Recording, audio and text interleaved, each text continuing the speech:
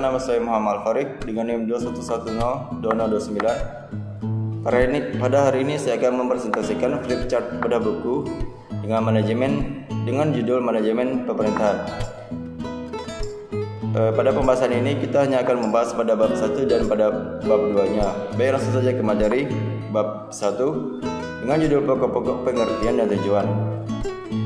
Berbeda dengan kata pemerintah atau pemerintahan, orang sering dengan mudahnya menyebut sekaligus meletakkan kata manajemen pada sebuah kegiatan yang dilakukannya yang melibatkan sebuah kerjasama dengan orang lain untuk sesuatu tujuan yang diharapkan. Bagi mereka, kata manajemen itu tidak sekedar kegiatan pengelolaan, tetapi merupakan penggunaan taktik dan prinsip tertentu yang diharapkan bisa memudahkan mereka dalam mencapai tujuan. Pihak 1 dan pihak 2 bekerja sama membentuk manajemen. Tujuannya adalah dengan fungsi agar mencapai tujuan masing-masing atau tujuan bersama. Menurut Manulung, jika mengacu pada sejumlah pendapat atau rumusan pengertian yang ada, maka setidaknya ada 3 jenis kelompok pengertian manajemen. Yang pertama yaitu manajemen sebagai suatu proses. 2. Manajemen sebagai suatu kolektivitas orang-orang yang bekerja sama dalam mencapai tujuan bersama. Dan yang ketiga, manajemen sebagai suatu ilmu dan seni. Tampaknya ketiga jenis kelompok pengertian itu yang masih bercokol kuat dan digunakan sebagai acuan hingga sekarang. Sekalipun ada berbagai upaya terus-menerus untuk menemukan titik-titik konvergensi di antara berbagai pengertian yang ada dari berbagai sisinya. Namun rasanya sulit untuk mendapatkan rumusan pengertian manajemen yang relatif tunggal atau menjadi mainstream. Kemudian fungsi dari manajemen bagi menjadi 4. Yang pertama yaitu perencanaan atau planning, mengacu pada manajemen dengan fungsi untuk mengembangkan rencana dan strategi untuk mencapai tujuan organisasi. Perencanaan merupakan fungsi terpenting karena tanpa adanya perencanaan maka fungsi lain tidak akan tercapai dan tujuan pengelolaan tidak akan tercapai. Yang kedua yaitu pengorganisasian atau organizing.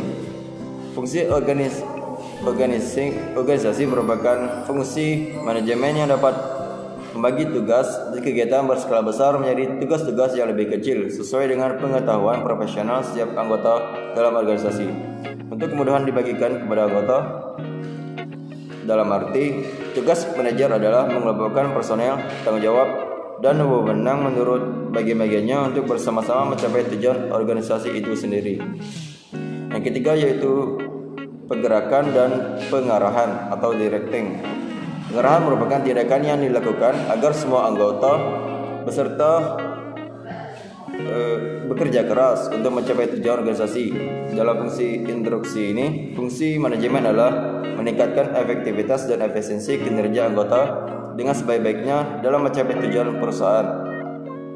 Dan yang keempat yaitu pengorganisasian dan pengawasan atau controlling. Fungsi ini dimaksudkan agar manajemen mengevaluasi kinerja anggota berdasarkan standar yang ditetapkan, kemudian melakukan perubahan dan perbaikan bila hasil evaluasi kurang baik.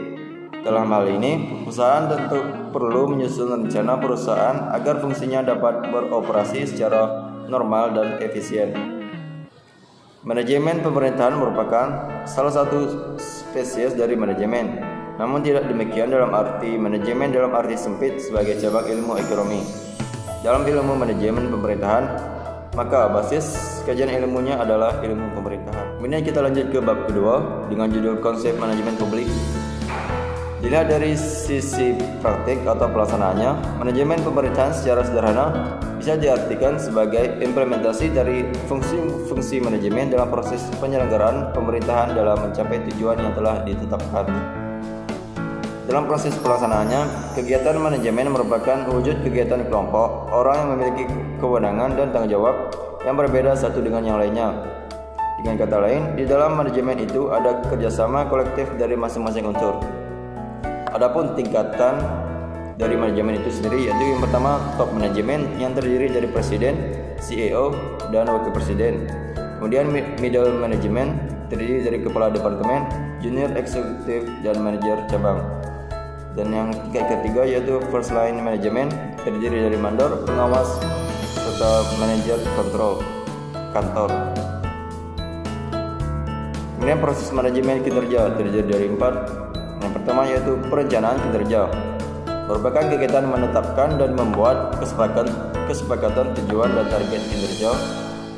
Yang kedua yaitu telahan dan diskusi kinerja reguler, berisi kegiatan menelaah kemajuan untuk menuju tujuan dan target. Yang ketiga yaitu tindakan korektif dan adaptif, kegiatan mengembangkan strategi untuk menutup kesenjangan kinerja. Dan yang keempat yaitu evaluasi kinerja, yaitu kegiatan mengukur dan mengevaluasi kinerja menuju tujuan dan target, serta mengidentifikasi dan verifikasi kesenjangan dalam kinerja.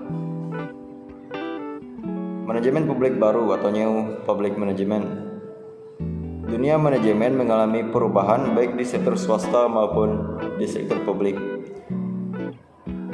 Penggelembungan biaya yang dikeluarkan oleh pemerintah serta keyakinan bahwa prinsip-prinsip paradigma demokratik tampaknya muncul sebagai masalah yang harus diatasi. Berkaitan dengan struktur hierarkis, peraturan yang kuat, tenaga kerja permanen, serta rigiditas praktik-praktik ketenaga kerjaan. Kemudian yang terakhir, 7 komponen utama pada konsep New Public Management. Yang pertama yaitu manajemen profesional di sektor publik. Yang kedua adanya standar kinerja dan ukuran kinerja. Yang ketiga, penekanan yang lebih besar terhadap pengendalian output dan outcome. Yang keempat, pemecahan unit-unit kerja di sektor publik. Dan yang kelima, menciptakan persaingan di sektor publik. Yang keenam, pengadaptasian gaya manajemen di sektor bisnis ke dalam sektor publik. Dan yang ketujuh, penekanan pada disiplin dan penghematan yang lebih besar dalam menggunakan sumber daya. Baik, itu materi yang dapat saya sampaikan pada bedah buku kali ini. Terlebih dan kurang mohon maaf. Akhir kata, wassalamualaikum warahmatullahi wabarakatuh.